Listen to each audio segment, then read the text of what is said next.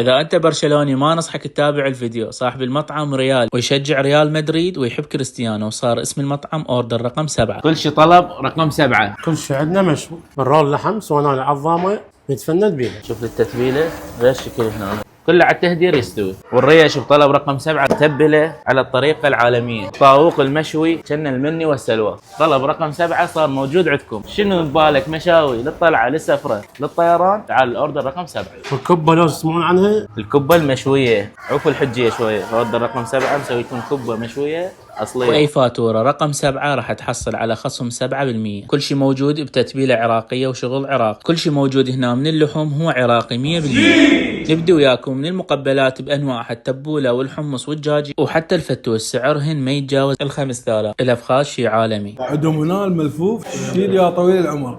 كبه لو تحجي. والكبة المشوية بلحم العراقي كانت دمار، ويا دبس الرمان طعمها رهيب. هاي سندويش رقم 7 تجي بلحم مفروم على شكل 7.